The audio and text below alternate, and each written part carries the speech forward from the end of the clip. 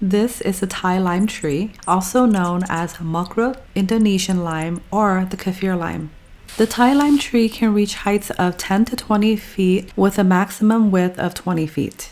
Usually, trees planted in the ground will typically grow taller and bigger than the potted ones.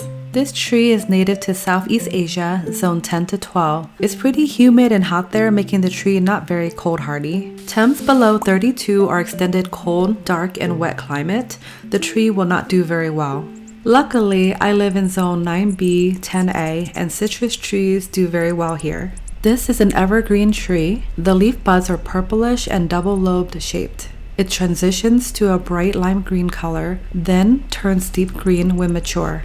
Blooms are white and fragrant. The tree bears bumpy-skinned fruit with seeds inside, but the leaves are the stars. A unique and intense citrus smell and flavor are released when the leaves are torn or crushed. The leaves are a must for me when making Thai curries, tom yum, and tom kha soups. Now, the term Kaffir lime has a history of both good and bad. Let's start with the good. In Southeast Asian cultures, these bumpy limes are a symbol of good luck and prosperity. They're often used in religious ceremonies and rituals as well. Even more, the aromatic leaves offer authentic flavors and grace many Thai, Cambodian, Malaysian, and Indonesian dishes. In Southeast Asia, the fruit extracts are used in shampoos and other hair care products to promote hair growth and reduce dandruff. Now here's the bad part. I recently learned that the term Kaffir has a negative history targeting Africans, and it's a highly offensive word in some parts of the world. I'll use the term Thai lime or Makrut from now on. My recent stop at Lowe's was where I found my treasure tree.